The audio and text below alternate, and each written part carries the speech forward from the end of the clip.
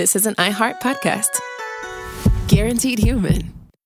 The springtime thaw is finally here. Flowers are blooming, days are longer. We're saying yes to more plans and finally getting outside, running, walking, just moving again. It's the perfect time to upgrade your everyday go-tos with Bombas. Take Bombas sport socks. They're super comfortable and designed with sport-specific tech for running, cycling, yoga, hiking, you name it. I use them to run in, and I can tell you they work beautifully. So head over to bombas.com and use code SYSK for 20% off your first purchase. That's BOMBAS.com, code SYSK at checkout. Hey folks, owning a home means one thing. Something's gonna break. AC, plumbing, fridge, and it's never convenient or cheap. That's where American Home Shield comes in. An AHS Home warranty can help protect your wallet from pricey breakdowns on even your oldest appliances and systems. And if they can't repair the covered item, they'll replace it. So check out American Home Shield and get 20% off any plan at ahs.com/SYSK and see promo details. See ahs.com/contracts for coverage details, including service fees, limitations, and exclusions. American Home Shield. Don't worry. Be warranty. Hey everybody, and Happy New Year. It's me, Josh, and for this week's Select, I've chosen a nice, easy, interesting episode that doesn't require too many brain cells. Just a neat story about the centuries-long hunt for the Loch Ness Monster. Maybe you can listen on New Year's Day when you're on the couch, or to help you unwind from the holidays, or to help you sleep. This one would be good for sleeping. So sit back, relax, mellow out, and enjoy this episode. Happy New Year to you all, and to my sweet wife Yumi, happy birthday. Welcome to Stuff You Should Know, a production of iHeartRadio.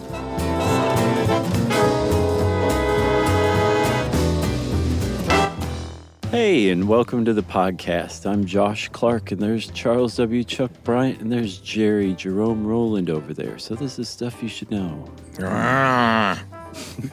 Was that Frankenstein, you nut job? Is that Frankenstein or what? No. You got your arms extended like it is. No, those aren't arms. Those are flippers. Oh, I see. I'm a monster. Oh, okay, that was Groundskeeper Willie. Close. Yeah, that was pretty good. Right Chuck. country. Are you doing like a Loch Ness Monster impression? Man, you're good. Yeah. I used the powers of deduction like Sherlock Holmes did in The Private Life of Sherlock Holmes. Ooh, look at that little bit of foreshadowing. Mm-hmm. By the way, we covered a bit of this, everyone we know, in Sea Monsters 4 years ago, but we felt this monster was so great that, or she, perhaps, Yeah, maybe. Nessie deserved her own space. Let's just go with there. Sure, why not? Right. So, I went back. I was like, I feel like we definitely did a Loch Ness episode, but no, it's just a little passage in the Sea Monster episode. So we'll flesh that out a little bit, okay? Sure. So, Chuck, let's go back about 10,000 years. Ooh. Okay? Okay. We need a lot of kerosene in the Wayback Machine. Yeah. And human Excrement? farts. Can I say that? Well, you just did. All right. We'll see if that stays. So human farts and kerosene apparently now power the Wayback Machine. Oh, it always did. Maybe Jerry will add some extra sound effects.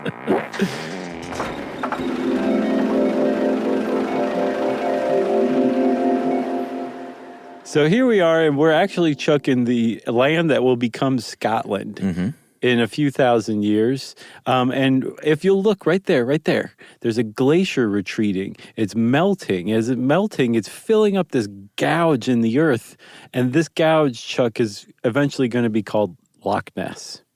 That's right. And this gouge, my friend, as you know, is not huge as far as square miles go, but it's very, very deep.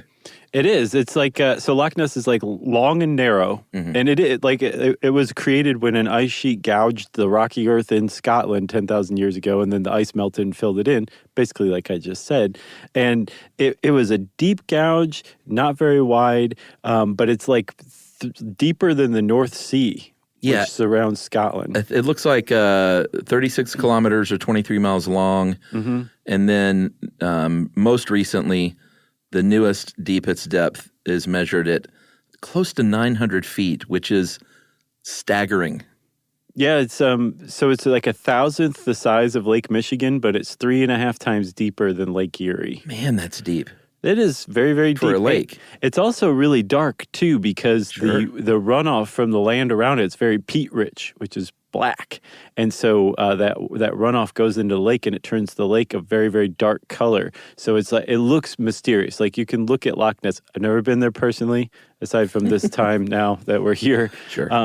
But from what I understand, it is a nice, mysterious-looking lake. Yeah, and I've always thought it looked creepy, but it's beautiful, really. But there's something about deep, dark, and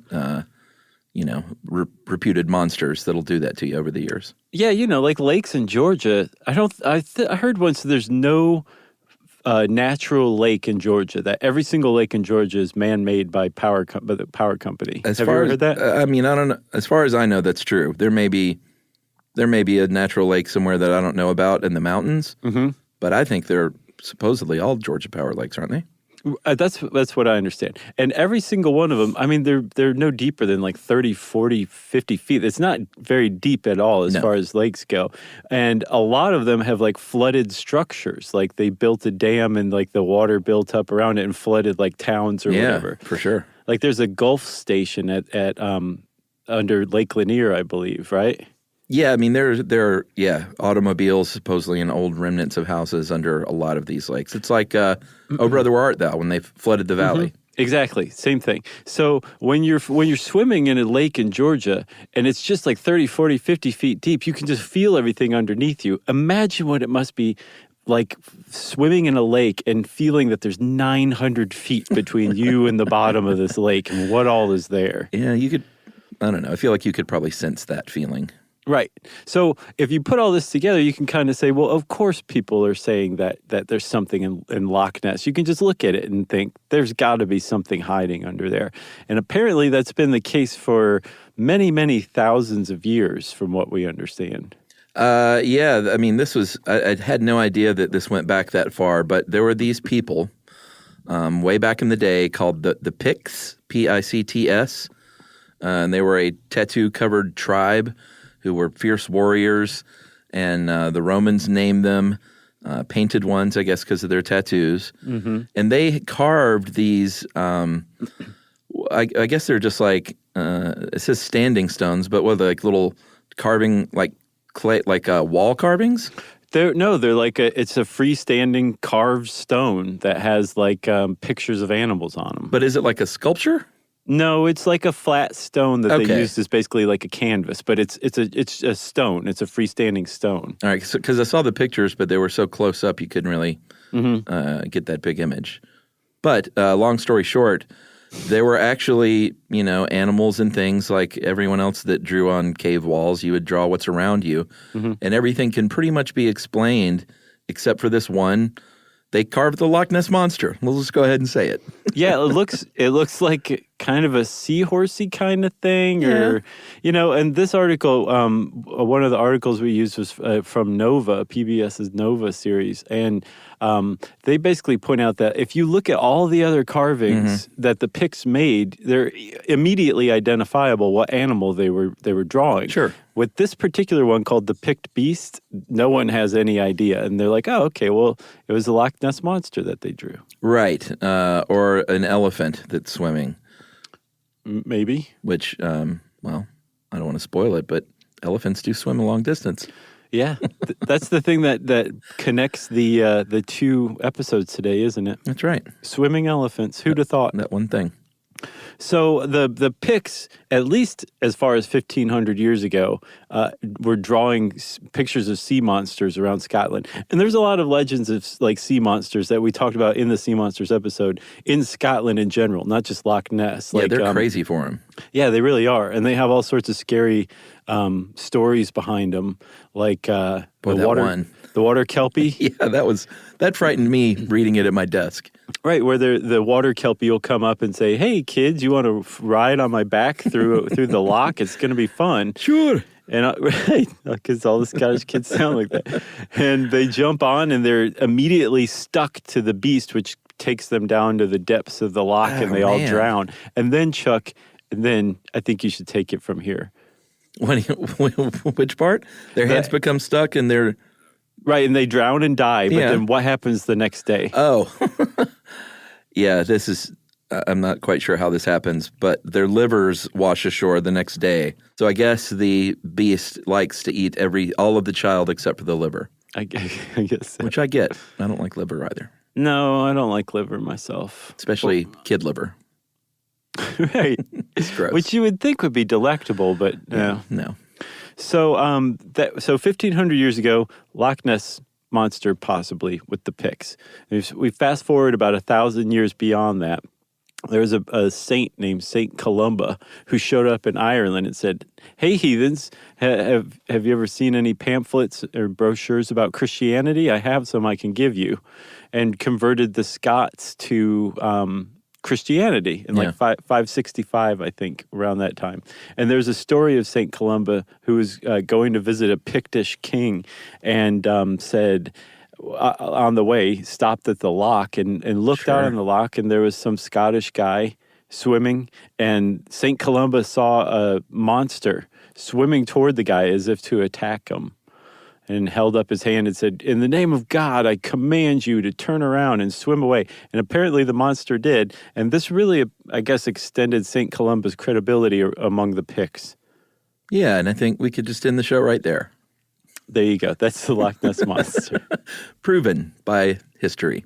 Right. And then, flash forward again, there was a BBC correspondent named Nicholas Witchell, and there are a lot of people who, over the years, we'll talk about a lot of them who have really gotten into this, like quit their jobs and this became their job kind of thing. Yeah, like it gets under your skin. Yeah, under your locky, beastly skin. And he wrote a book in 1974 called The Loch Ness Story, and he ended up digging up about a dozen or so references pre-20th century to some sort of monster out there. Yeah, and it really started to pick up weirdly in like the second half of the 19th century. And it was sporadic. But the year of the Loch Ness Monster, the year the Loch Ness Monster became part of the public consciousness was 1933, though, for sure. That sounds like a great place to take a break. Oh, boy. Okay, let's do it. Stuff you should know. Stuff you should know.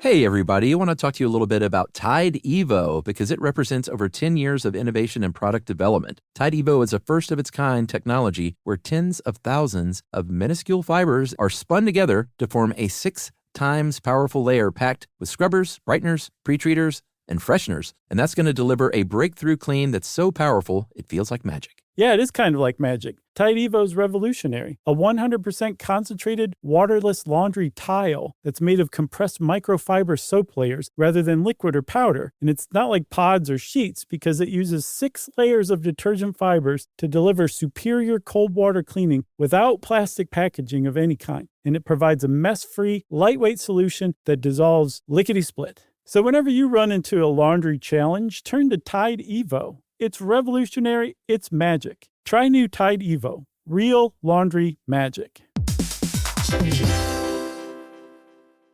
All cat parents understand the feeling of being ignored by your cat and often asking yourself, does my cat even love me? And there is only one solution to solve that, Sheba. Feed your cat Sheba and go from feeling ignored to truly adored in 12 days guaranteed or your money back. Sheba has a menu of products, appetizers, entrees, treats, and even a kittens menu. So Sheba has a product for even the pickiest eater, like the Sheba Puree, which is made with bone broth. It's a protein-rich, lickable treat with chef-inspired flavors. It has a smooth and creamy texture that cats love. Plus, it supports a strong bond between pet parents and their cats with a hand-fed cat treat. It also contains no corn, wheat, soy, or artificial flavors. So instead of feeling ignored, you're suddenly the center of their world. It's basically a fast pass to favorite human status. Next time you're wondering if your cat loves you, grab Sheba Puree or explore their entire range of textures and flavors at your local retailer. To learn more, check out Sheba.com. Spectrum Business keeps businesses of all sizes connected seamlessly with fast, reliable internet, advanced Wi-Fi, phone, TV,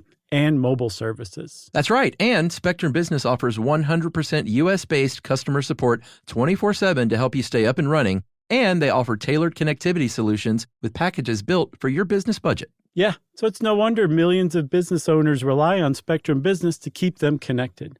Visit spectrum.com/business to learn more. Restrictions apply. Service is not available in all areas.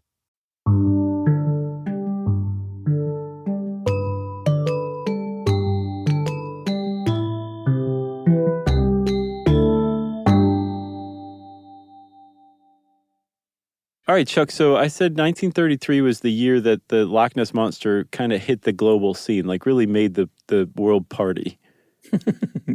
Yeah, and for a good reason. They finally built a road that went around the shore on the north side specifically. Mm-hmm. So you could, all of a sudden, you could drive on this loch and you could look at it and stare at it and eventually see something if you spent enough time there.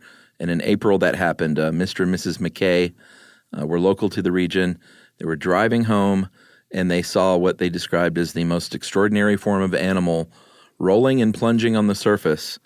That was written up in the Inverness Courier, and they used the word monster for the first time, and so the Loch Ness Monster was officially born. And that whole year, I mean, that was in April. That whole year, there were different sightings, and just kind of the fever really hit a fever pitch. The fever hit a fever pitch. It was pretty feverish. Very quickly that year. Yeah.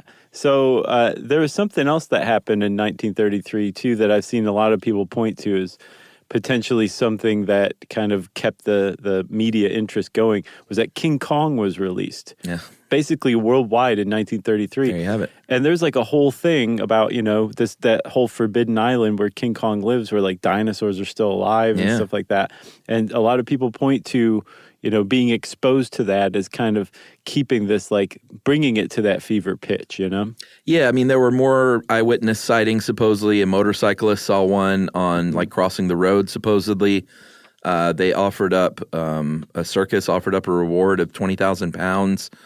People were camping out and kind of, just kind of waiting for Nessie to appear. Mm-hmm. And then finally in December, the London, and this story, you're going to want to listen closely and then put a pin in it, because it'll come back to haunt us later. Mm-hmm. Or not us, but, the show. The world party.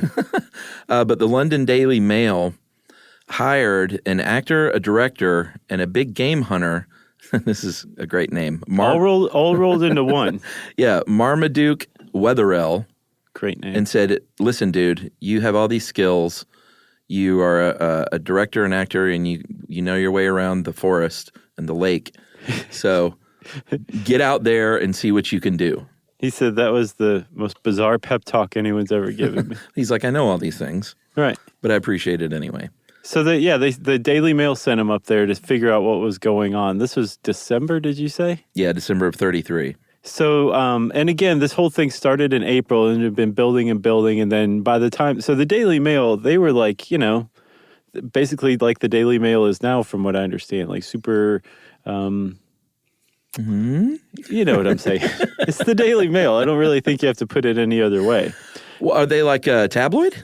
Oh, yeah, for sure. Okay. I always get those UK rags confused on which ones are like, tabloidy and which ones are reputable. They were printing clickbait before computers were around. Before they even knew what that was. They're like, why are we calling it clickbait? Yeah, like what's a mouse? They called it thumbbait. Right.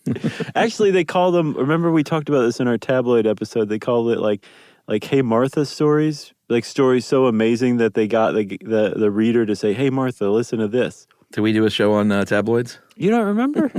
No. We did. It was a good one. Wow. I know. We should just sit around and listen to old episodes sometime, refresh our memory. Yeah. Okay. So Wetherell shows up to Loch Ness among like a lot of pomp and circumstance. The Daily Mail didn't like just quietly send him there. They really promoted this.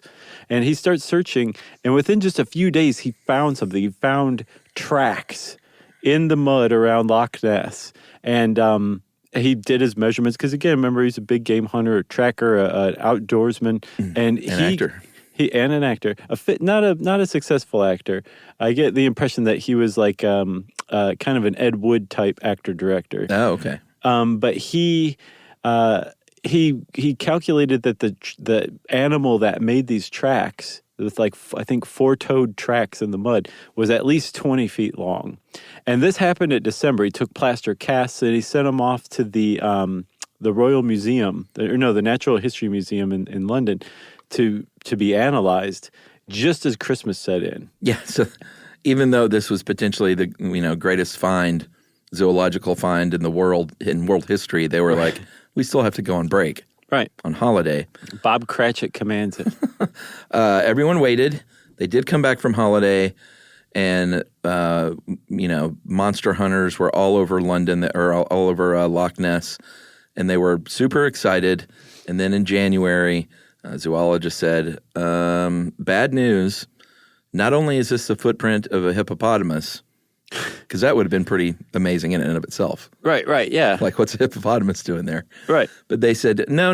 It was a taxidermied hippopotamus foot, and it was probably like an ashtray or an umbrella stand. Right. Somebody just walks around with a foot here, footprint here, footprint there, and Weatherall fell for it.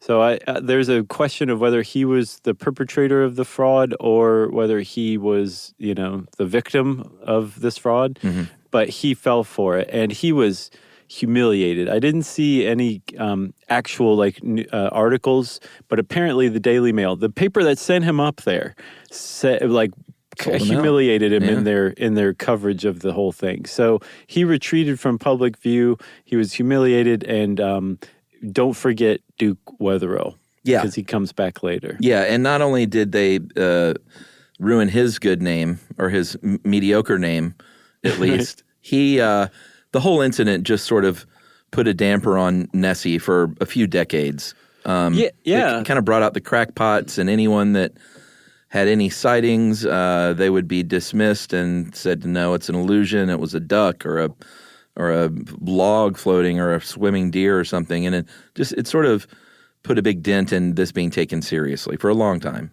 The impression that I have is that the world was kind of like, fool me once, Mm-hmm. Like they'd gotten all wrapped up in this whole thing, and then, it was proved to be a big fraud, so everybody just abandoned the Loch Ness Monster. Well, most people did. Anybody who seemed legitimate, especially if you were a scientist, the Loch Ness Monster was not real. Yeah, but that did not stop just regular human beings and monster hunters to not go there anymore. They were still into it. Mm-hmm. I think there was a book in 1974 that said more than 4,000 people, have said that they saw something. That's a lot of people. And not only that, but a lot of the eyewitness accounts were really similar, and a lot of them were from people that were, there was a Nobel Prize winner. There were scientists and teachers and lawyers and priests. Like, It wasn't just a bunch of kooks like you and I out there. Yeah, there was a guy named Dr. Richard Singe. He was a biochemist who won the Nobel Prize, who said he saw something. And like you said, they kind of bore the similarities in these reports. Like there were humps, at least one or two humps rising above the surface like an overturned boat. Yeah, maybe it was an overturned boat. Maybe so.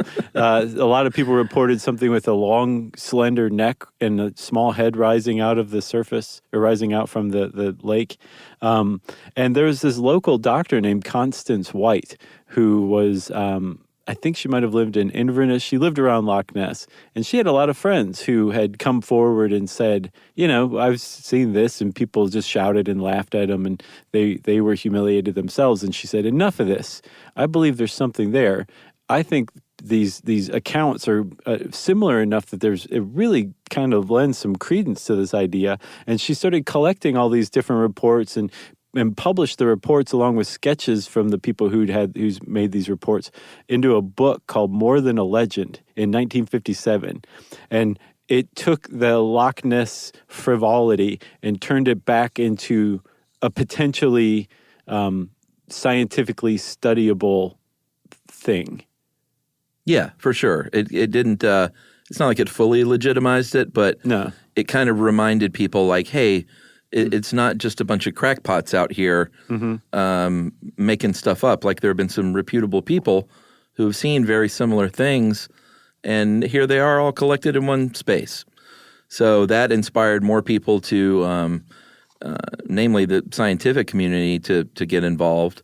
Yeah. And it happened in about a 10-year period. There were 4 different expeditions from Oxford, Cambridge, University of Birmingham, and the BBC that all went out there and did their own expeditions and investigations with sonar, which was a newer technology at the time that allows you to use sound to search underwater for something. And it basically was a little bit better than someone sitting in their lawn chair with binoculars for hours on end. Which is what people were mostly doing, I guess, in that first wave in the early 30s. Yeah, they used what they had. Right. But then, so Constance White's book also kind of gave rise to a second wave of Loch Ness hunters, inspired a lot of people. There was the Loch Ness Investigation Bureau, which set up shop on the shore of the loch and kept watch and led investigations and expeditions for like a decade, I think from 62 to 72.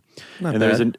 No, that's not bad. It's pretty. Spending 10 years looking for the Loch Ness Monster, I think you've established your bona fides, you know. And then Tim Dinsdale was a aeronautical engineer, and he became kind of a famous Loch Ness hunter because after reading More Than a Legend, that Constance White book, he was inspired to go hunt for the Loch Ness Monster. And on his first time out, he caught something very weird moving away from him on the loch on film. Have you seen it? Yeah, I've looked at all this stuff. What do you think? I think some of it looks very interesting.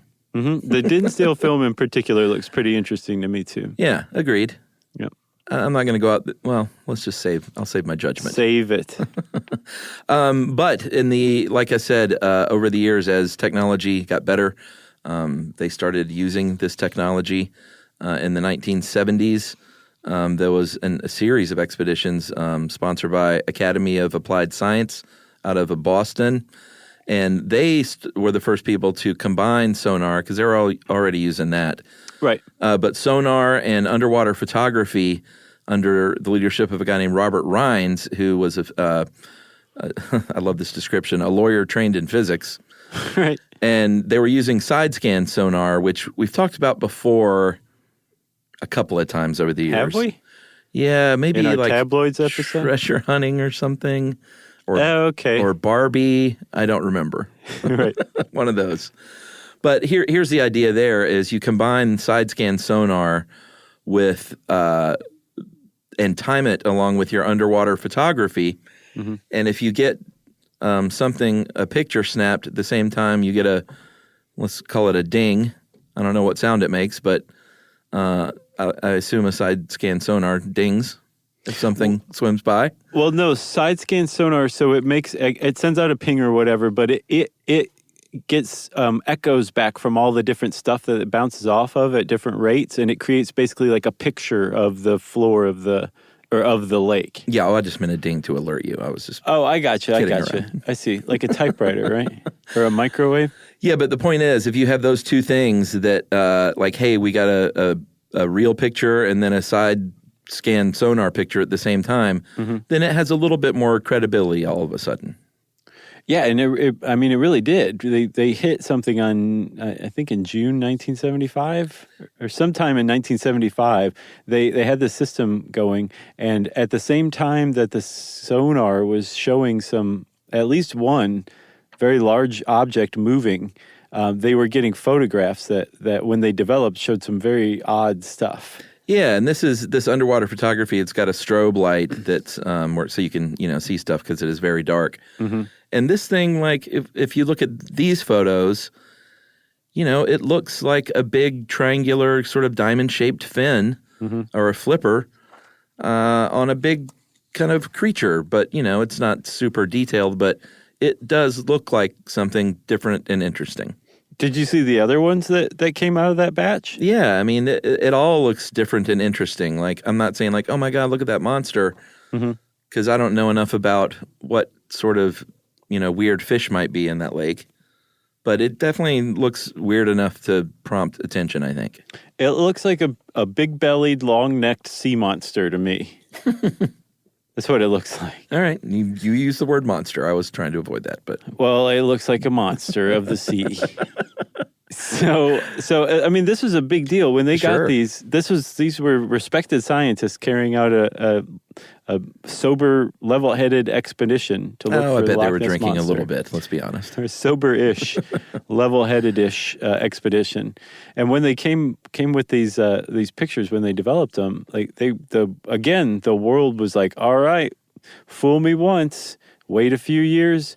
Let's go again. That's the mantra of the world, especially in the 70s. Like, I love that this happened in 1975 because the world was like, which story should we pay attention to today? The haunted house in Amityville? Or the Loch Ness Monster photos? Or what the else? Bermuda Triangle. Yeah. I love the 70s. Yeah. They were the greatest decade ever. It's so great. And then they're like, nah, who cares about any of that? Let's go to a key party.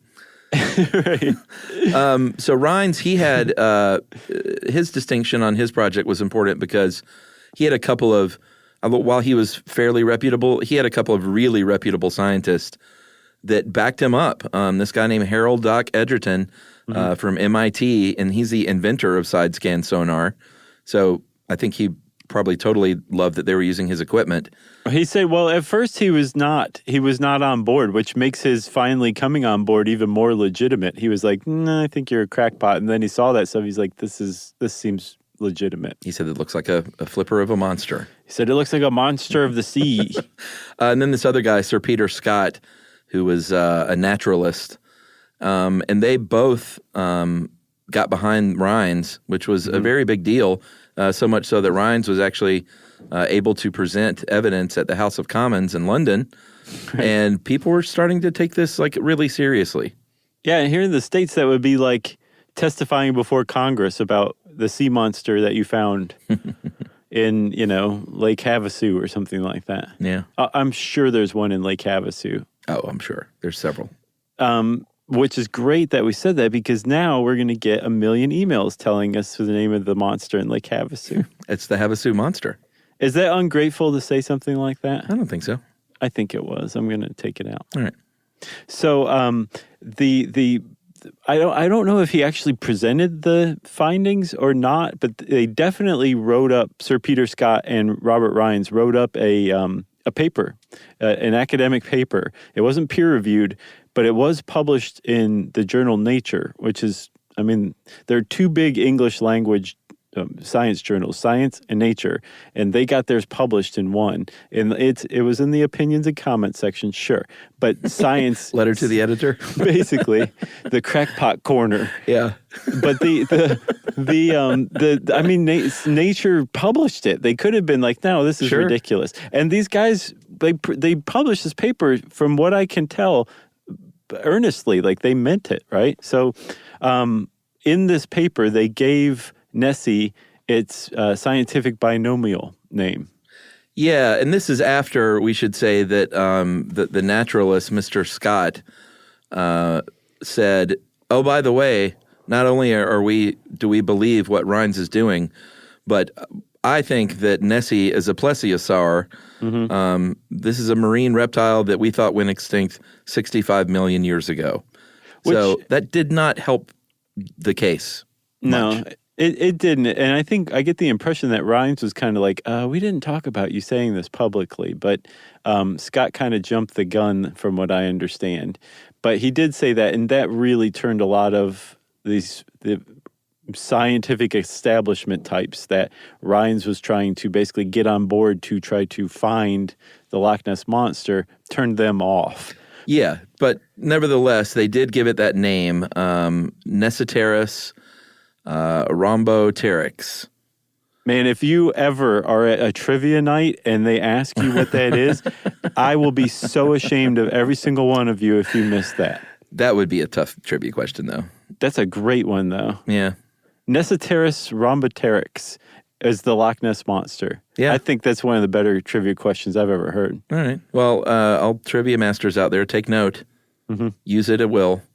And thank us afterward and direct people to stuff you should know on the iHeart Radio podcast app or wherever you listen to podcasts. Well done, Chuck. I think you're going to get like a gift card from Target or something for that. So they give it this name mainly. It's not like they're like, hey, let's just name this thing. They did it really because there was a new conservation law in the UK that said a species won't be protected if it does not have a binomial and a common name. So they said, just to cover ourselves, just in case Nessie's a real thing, let's go ahead and name this lady. Right. So after Sir Peter Scott said it's a dinosaur, which again is not the most far-fetched thing in the world. It's like the coelacanth was thought to be extinct for tens of millions of years, and they started finding them off of the coast of Africa. So it's not entirely out of the realm of possibility. It wasn't like this guy was like, well, it's aliens, obviously. It's a giant alien. It's a sea alien. Yeah. There was, from what I understand, they were earnest and they were trying to do this legitimately. Although one of the MPs in Scotland pointed out that Nessiteris rhomboteryx is an anagram for monster hoax by Sir Peter S. Yeah. That was pretty good. For many years, everybody's like, well, yeah, Scott at least hadn't bought into it. But he responded to this years later with, like, do you really think that if I'd wanted to do that, I couldn't have also fit in the COTT in Scott? And he didn't really answer the question, but I think the impression that I got from like actual Loch Ness Monster hunters is that he was earnest and the anagram was unintended. Yeah, that's pretty, I mean, I don't think that was the deal, but it is pretty interesting that you can form that anagram specifically. It is pretty interesting. Monster hoax by Sir Peter S. It's pretty specific. But I mean, what a betrayal, because Robert Rhines was a true believer. And if that's what Scott was doing, he was one of the bigger putzes the British naturalist community ever produced. Which, by the way, did you get that email about Yiddish? No, Apparently putz is a very bad word. Well, is it like Fanny in the UK? No, it's just this nice lady wrote us about Yiddish words and sayings, and she's like, most people don't realize that schmuck and putz are not the nicest words. What does putz mean in like American English? We'll discuss offline. Okay. I really want to know. I'm not sure I can wait. That's okay. You can wait. So can you make some hand gestures? I'll give you the initials. Okay. So in the 80s, things started to ramp up a little bit more. There were more sonar hits coming around. In 1987, in the late 80s, a £1 million they spent $1 million for a week-long exploration called Operation Deep Scan. And this was, once again, the Loch Ness Project, who were science-based.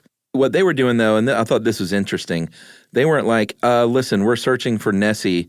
They says, what we're going to do is just go search for anomalies with the sonar and see if we can start ruling some things out. Yeah, and they used like 24 boats, from what I understand, to like sweep in unison using side scan sonar the whole loch like at once. They were just going slowly back and forth over the loch. And remember that side scan sonar creates like a picture, an image of the lake floor, and so they were really coming up with some good stuff. Most of the stuff they found was stationary objects, so obviously that's not it. But they did find 3 things that, from what I understand, to this day have never been fully explained, that were obviously moving targets that were large, that they don't know what they were. They have no idea. Yeah, pretty interesting. Yep. And this carried over, of course, into the early 90s.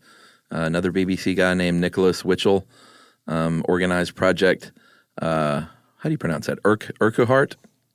I was going with Urquhart. Oh, Urquhart. I like that. I do too. Silent H. Yeah. But also the qua. Sure. Project Urquhart, which was a real scientific, and the first one, scientific extensive study of the biology and geology of the lake itself. Yeah, Nicholas Witchell, he was leading this thing. They weren't looking for the monster, but he was that guy who wrote that 1974 book about the monster. Yeah, people kind of come and go in this story. It's interesting. It really is. It's a tight knot of like a ball of worms writhing together or something. But he did, while he was doing the study of biology and geology, he did find another underwater moving target, followed it for a few minutes, lost it, but it was just yet another kind of unexplained large moving mass. Mm-hmm.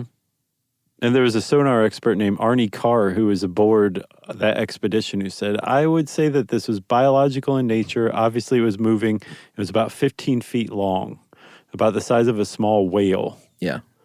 So I love that they shouldn't compare it to things.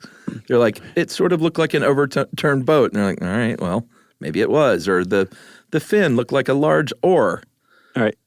Or a small otter. Like, stop saying that. Right. All you're doing is making me think, well, yeah, that's probably what it is then. Yeah, Occam's but razor. It probably wasn't a small whale. I don't know. Is it a sea monster?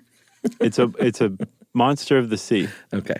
So, again, I don't know if you guys are paying enough attention, but just slowly over the years, people have continued to show up at Loch Ness, launch expeditions, come up with some things that couldn't be explained. And the most recent one happened in 2016 when a group of researchers from Norway showed up to the loch to explore under an expedition and try to find the Loch Ness Monster. And they actually found something using side-scan sonar. Yeah. Did you see the picture? Yeah, it looks like a sea monster just kind of laying on the bottom of the lake there. That's exactly what it looked like. So they were, I don't know if they thought, well, geez, I mean, did it die? Is it sleeping? What's going on with this thing? Because it wasn't moving. And I don't know how they figured it out, but it turns out that it was a prop from a movie from 1970. Yeah, The Private Life of Sherlock Holmes, Billy Wilder movie. Mm-hmm. And if you look at this monster in that movie, it looks like the Loch Ness Monster. And when they were done, they just basically let the air out of the humps and sank it. Yep. And it just lay there for like 50 years. Oh, man. But the reason why it looked like the Loch Ness Monster, even so much that just the sonar image of this thing lying on its side at the bottom of the lake, this prop, looked like the Loch Ness Monster, is because we all have the exact same image of the Loch Ness Monster. And what a lot of people don't realize is that that image comes from one specific photograph that was published in 1934. And we will talk about that after this message break. Stuff you should know, stuff you should know.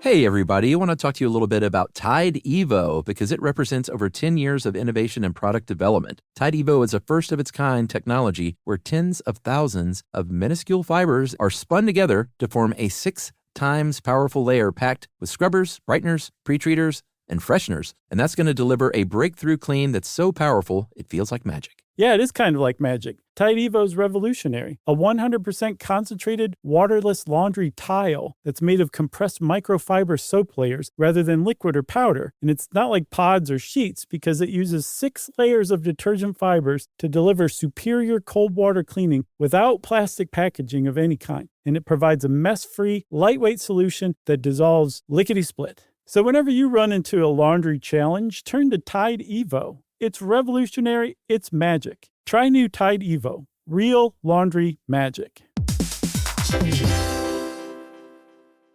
All cat parents understand the feeling of being ignored by your cat and often asking yourself, does my cat even love me? And there is only one solution to solve that, Sheba. Feed your cat Sheba and go from feeling ignored to truly adored in 12 days guaranteed or your money back. Sheba has a menu of products, appetizers, entrees, treats, and even a kittens menu. So Sheba has a product for even the pickiest eater, like the Sheba Puree, which is made with bone broth. It's a protein-rich, lickable treat with chef-inspired flavors. It has a smooth and creamy texture that cats love. Plus, it supports a strong bond between pet parents and their cats with a hand-fed cat treat. It also contains no corn, wheat, soy, or artificial flavors. So instead of feeling ignored, you're suddenly the center of their world. It's basically a fast pass to favorite human status. Next time you're wondering if your cat loves you, grab Sheba Puree or explore their entire range of textures and flavors at your local retailer. To learn more, check out Sheba.com. Spectrum Business keeps businesses of all sizes connected seamlessly with fast, reliable internet, advanced Wi-Fi, phone, TV,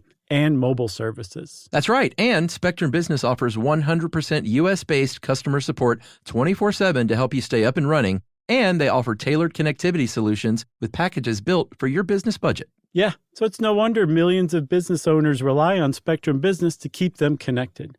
Visit spectrum.com/business to learn more. Restrictions apply. Service is not available in all areas.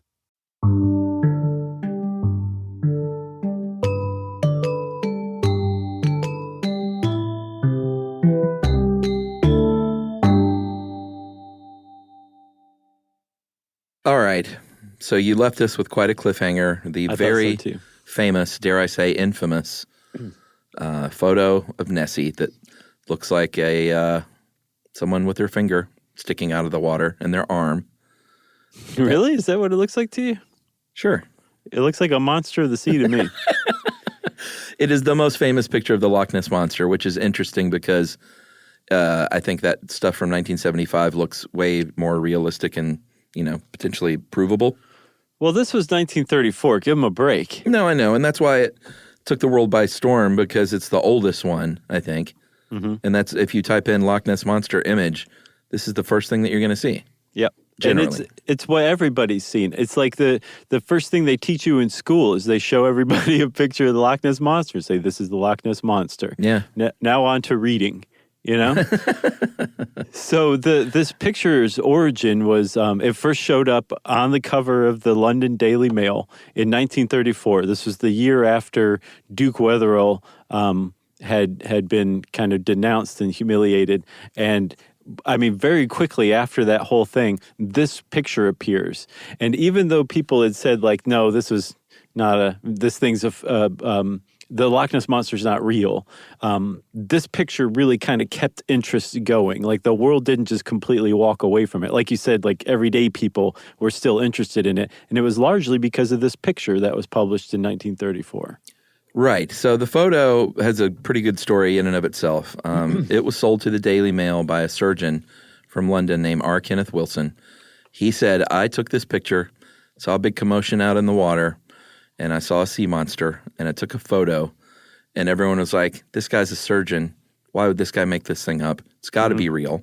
Mm-hmm. Skeptics are like, there's no way this thing's real. Of course it's a hoax. And it took, 50 years, basically, 51 years, until they actually did scientific analysis of this thing. Yeah. A man named Stuart Campbell, in an article in the British Journal of Photography, almost said psychology. Nope. Photography. It's a little different. He concluded that he looked at it, did a big study, and said, all right, this thing looks real, but it's 2 to 3 feet long, right, and I think it's a bird or an otter. And I think that surgeon knew that. Right, but the whole reason why so many people were like, this is a real picture, is because the guy who supposedly took it, R. Kenneth Wilson, right? Like you said, he was a doctor. And so the whole world was like, well, no, this guy's a doctor. Of course he's believable. Because doctors have never done anything wrong. Right. Apparently no one had seen the Nick yet. That's good. Thank you. So finally, even in 1984, when this British Journal of Photography analysis was published, that was mostly kind of like, oh, I knew it, to people who already thought it was a hoax. To the rest of the world, and to a lot of Loch Ness monster hunters, like that did nothing to delegitimize it. Again, because R. Kenneth Wilson was a doctor. So, of course, he wouldn't have perpetrated a fraud. And then finally, in 1994, there was a guy who is a Loch Ness Monster hunter / fanatic named Alistair Boyd. Mm-hmm. And in 1994, he basically dropped a bomb on the world and said, the surgeon's photo is 100% fake, and I have the story that explains how. Yeah. And he basically said, no, it's even among Loch Ness Monster hunters like himself, the surgeon's photo has been basically debunked by this story that he came up with. Right. So Boyd and his wife, because, I'm sure Boyd was like, hey, this is my new crazy passion, so you have to come with me. Right. She rolled her eyes and said, okay. So they teamed up And they did have a large animal sighting in 1979, so they were into it. It's not like they were out to debunk this thing. I think they were trying to bunk it. They did some research behind the photo. He came across an old newspaper clipping, and the son of, remember we said to put a pin in Duke Wetherill, Marmaduke, who was, remember, famously duped, supposedly, with that hippo foot and sold out by the Daily Mail. So they found an old clipping which his son, Ian, or Ian, I'm not sure how he pronounces it, said that photo was a hoax. And Boyd was reading this article in 1975, and a couple of very important little details kind of stuck out to him. Yeah, so Ian Wetherill had said that there was a guy named Maurice Chambers involved in the hoax. And Maurice Chambers is the guy that R. Kenneth Wilson said originally when that photo first came out 60 years before. Maurice Chambers was who he was going to visit. So it would be really weird that Ian Wetherill would know who Maurice Chambers was and that R. Kenneth Wilson, Dr. Wilson, would know him as well. That was one thing. Then the other thing is the picture he described was a version of that photograph that was only published once, right? Because it's the one that he described showed a little bit of land, and the picture that we've all seen had the land cropped out. Yeah, pretty. I mean, it's a detail that not many people would have noticed. Right. But Boyd was like, hey, this thing was only published once in 1934, so this guy either has a freakishly good and weird memory, or he's the one that took the picture to begin with, because that detail no one else would have known.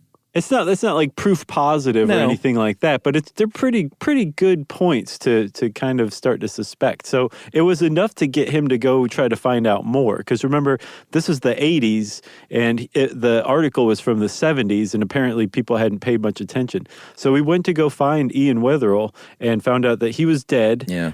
So he went and found another guy who was mentioned in the article, Christian Sperling, who was Duke Wetherill's stepson. Right. And he had been involved as well. And apparently, according to Alistair Boyd, when he went and tracked down Christian Sperling, Sperling confessed to him. Yeah, at 93 years old, it sounds like a sort of a deathbed thing. He was like, it was us the whole time.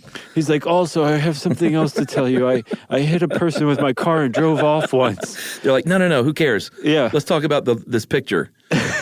So here's the deal. He said, because of the way that Duke, I guess, stepdad, that was his stepdad? Yeah, Duke was his stepdad. So the way my stepdad was treated by the Daily Mail and sold out and made to look foolish, he went out to get even. It really stuck in his craw. And get revenge. So he enlisted his son and myself, when I was a young boy, to go out, build a model monster onto a toy submarine, and stage this photograph, which included, they included the background and part of the, not the zoomed in look. You can't really tell that it's Loch Ness, but in the original photo, like we said, you could see it, and they did that on purpose as proof that it was Loch Ness. Yep, and then they got, through Maurice Chambers, the common friend, they somehow persuaded Dr. Wilson to take the film, have it developed, and then pretend like he had taken the picture and sell it to the Daily Mail, basically act as a front man to this whole ruse. Again, probably the greatest front man you could have ever gotten, because the whole world for decades was like, nope, this guy wouldn't have been party to a fraud. And he was party to a fraud. And I could not find any explanation for why he would have been. Because, I mean, they call it the surgeon's photo rather than the Wilson photo, because he really wanted to back away from it, which I think legitimized it more in some people's minds. Yeah. But he, I have no idea why he joined up on this hoax, but he did. I wonder if he had something on him. Well, a lot of people actually say they still don't buy it. They still don't buy that it doesn't make sense that Wilson would have been a part of this. That some people even, one guy cited a toy expert that said a toy submarine from the 30s probably wouldn't have done the trick. Yeah, that sounds like the worst kind of internet pedant. Right, like, case closed. Actually, toy submarines would have looked more like this. Right. But sure, people have tried to poke various holes in the story that it's a fake over the years, which is interesting too. But it's really saying something, though, also to keep in mind. Alistair Boyd, the guy who told the world the story of how this famous photo of the Loch Ness Monster was hoaxed, he's like, that does nothing to his belief. He's like, I'm more sure of anything that there's something in Loch Ness. And I think he said something like if he were a wealthy man, he would spend the rest of his life trying to catch another glimpse of it. Yeah. Because like we said, it kind of gets under your skin when you like get into the Loch Ness Monster. So in the 1990s, here are some more explanations, because here's the deal. You have to prove something exists, not prove that the burden of proof should be on people that say this is a thing. Yeah, extraordinary claims require extraordinary proof or evidence. There have been people over the years that have tried to explain it as other things, and like maybe people are seeing something, but what they're really seeing is blank. A man named Steve Feltham in the 1990s, he's one of these guys that, kind of became I don't know about obsessed. I'm not going to say that, but no, you could call him obsessed. Became so interested that he quit his job and did this for 30 years. But he said, "Here's what I think it is." He said, "I think it's a Wells catfish, and if you look up Wells WELS catfish, these are everyone knows catfish can get large, but these are European catfish that they look photoshopped when you look them up online, and 2 or 3 people holding these things up." In Europe, they get larger. They are huge. Yeah. Up to... huge. Like 13 feet long, which, by the way, don't forget that one Robert Rhine expedition found something that was the size of a small whale, about 15 feet long. Yeah. Okay. So this is a really big point. Steve Feltham is saying this. This guy left his life in the 90s, holds the Guinness record for the longest search for Loch Ness. Which is just dumb. It is, but Guinness, They lost their way a long time ago. They really did. So, he's saying, I don't think it's a sea monster. I don't even think it's an undiscovered species. I think it's a giant catfish that lives in the lake. That's a big deal that he's saying that, and that seems to be a trend among Loch Ness enthusiasts, that it's kind of turned a little more toward, hey, let's use our time and effort and energy to figuring out how it's not a sea monster, which is a really big change, and not just like Loch Ness Monster searches, but it says a lot about the world too, Yeah, and I think this Wells catfish would certainly explain all of those unexplained underwater moving side-scan sonar images. Mm-hmm. They're not the most detailed things in the world. It's not a photograph. Right. And these things are, just look up Wells catfish. They are tremendous and large. Right. Okay, so that's a pretty good explanation. A less good explanation that we just have to mention, though, is that... the elephant thing. Yeah, there was an historian in 2006 who said, well, I just came across some evidence that circuses traveling through Scotland used to stop and rest at Loch Ness, and they would let the animals out to wander around, and elephants love to swim, which is the crossover thing between the episodes today, right? Yeah. Elephants love to swim, and probably what some of these sightings in the 30s were of the Loch Ness Monster were elephants swimming in Loch Ness. Yeah, completely away from the rest of the circus. Right. And the people that were resting on the shoreline. And then after he finished, he said, "Shh." And here's the deal with all the supposed evidence over the years.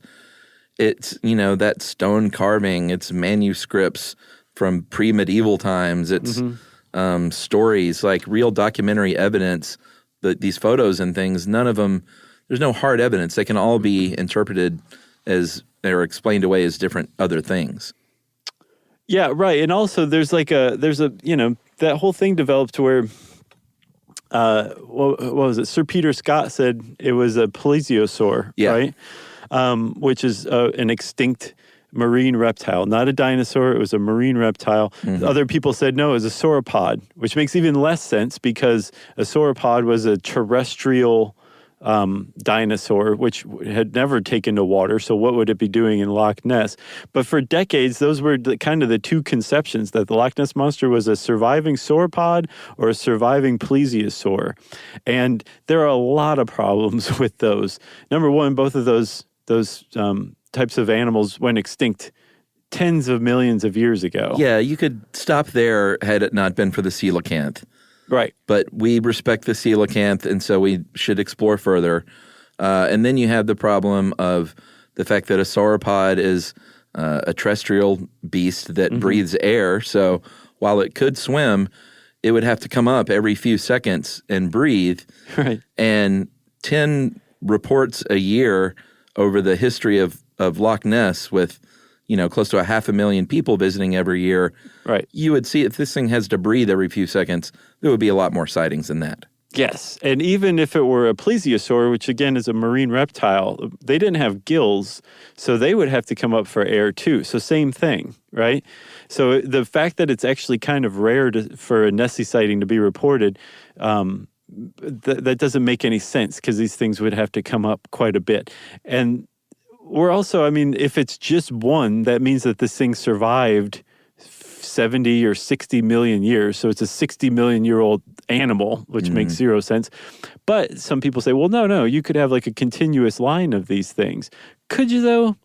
Probably not. And the reason why you couldn't is because the loch is just too small to sustain probably even one plesiosaur or one sauropod, let alone I think Sir Peter Scott and Robert Rines in their 1975 paper estimated that you'd have to have about 30 breeding individuals to continue a line, I guess, in the lake. So there's just not enough food. There's something like 22 tons of biomass or fish for them to eat, and that just would not be nearly enough. Yeah, that's so if you have, like, let's say 30 of these that are mating and breeding, creating more little Nessies over the years, and a lake that small, I know it's deep, but it is a pretty small lake, that if you have 30 of these things, let's say conservatively, and they all have to come up and breathe every few seconds, you'd see little fingers popping up out of the water all over the place.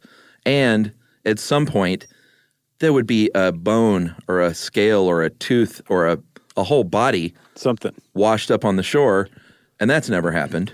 Yeah, and that's a big problem. Despite thousands of people saying I saw something, and some of their stuff kind of bearing some similarities to one another, despite the films and the photographs and all that, there's not any actual hard evidence, like you said, like a bone or a tooth or something like that, that shows there's something in the lake that is real. Yeah, my money on figuring this out last summer, in 2018, researchers finally took samples of environmental DNA, eDNA, and this will tell you, in fact, it did yield about 500 million individual DNA sequences. This will tell you basically anything that has lived in this lake. Right. Maybe not forever, or is it forever? I don't know how far back it would go, as long as it had viable DNA, like it hadn't deteriorated yet. So it could be like a scale of this monster. And this has worked before. I believe it yielded evidence of unknown life when they discovered in a human species called the Denisovans. Yeah. So this works. They have these 500 million sequences, and now they're just plowing through them, basically. Yeah, now they have to analyze them and see if anything that hasn't been identified before turns up. It's pretty smart. It's amazing. It's like they took a snapshot of all of the DNA that's in Loch Ness right now. It's a great idea. Yeah, and then they're going to sort through it. It could yield something, who knows? Like, I'm not saying, like, just saying that the thing's not a plesiosaur or not a sauropod or is not even a giant catfish or something like that. It doesn't mean that it's not possible there's something there that we don't know about yet. Yeah. But if this doesn't show anything, then it should... Well, it never will close the case entirely, but it will for a lot more people, I think. Yeah. And then there's one other really big explanation against, especially with the whole like surviving dinosaur thing. The Loch Ness is only 10,000 years old. It's not like it was around before when the dinosaurs were swimming around, and they could have found their way into Loch Ness, and as the sea levels lowered and Loch Ness was separated from the sea, they got trapped there because Loch Ness didn't exist until it was gouged out of the earth by the glaciers during the last ice age 10,000 years ago. It's just too young for something like that. Too young. Too young. But Chuck, if they ever do find it, it will enjoy protection because they drew up like a protective order, basically, that says that any new species found in the lake, including the Loch Ness Monster, if found, the people finding it can take a DNA sample and they have to release it, and they have to make sure that it survives. They have to protect it. Pretty neat. It is neat. So do you think there's anything in there? No. So nothing we don't know about. You don't think there's anything in there? Well, it depends on if you count a giant catfish as something we don't know about. I would say we know about that. Yeah, I think it's can be explained. Okay. Have you seen Incident at Loch Ness? No, we talked about it in another podcast, I believe. Oh, really? Yeah, another episode. I can't remember when, but yeah, we talked about it. I wonder what that would have been about. It may have been in the Loch Sea Ness. Monsters one. I bet, but that's the Werner Herzog.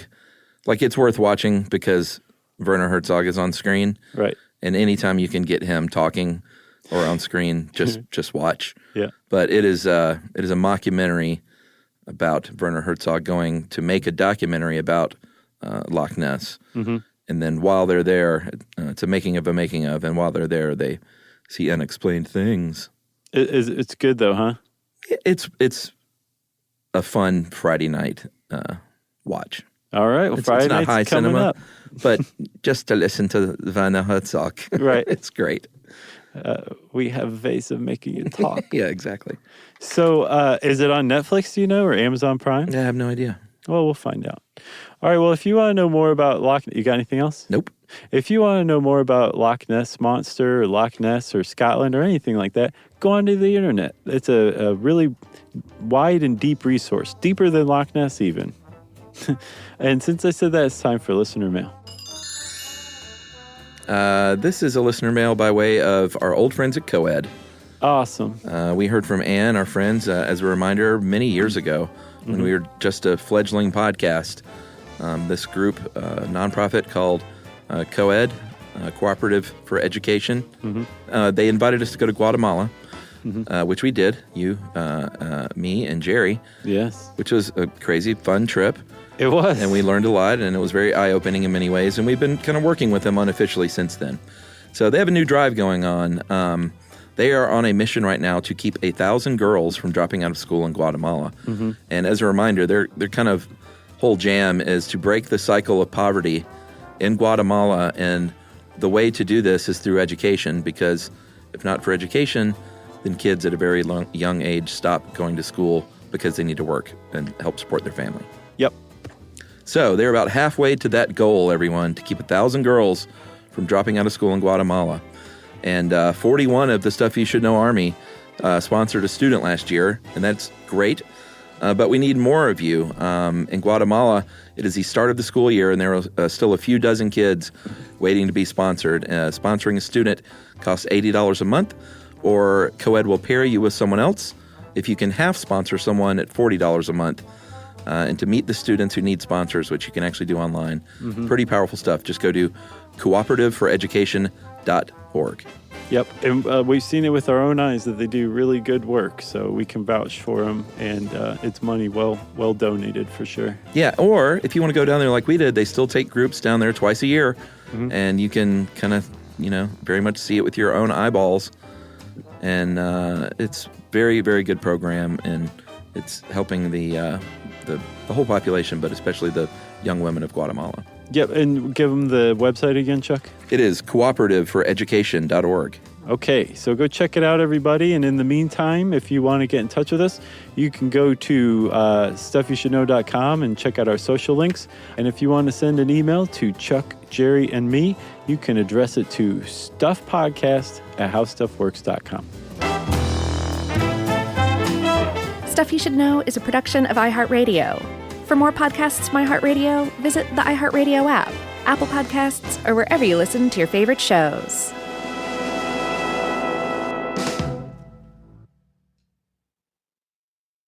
You know, you could be adored by everyone and still completely ignored by your cat. Trust me, I know. But if you feed your cat Sheba, you can go from being ignored to truly adored in 12 days guaranteed or your money back. Sheba has a full menu of products, appetizers, entrees, treats, even a kitten's menu. It's so cute, so Sheba has a product for even the pickiest eater. Like Sheba Puree, it's made with bone broth, they are chef-inspired flavors, it's got a smooth and creamy texture that cats love, and contains no corn, wheat, soy, or artificial flavors. It's food that your cat's gonna love. To learn more, check out Sheba.com. That's SHEBA.com.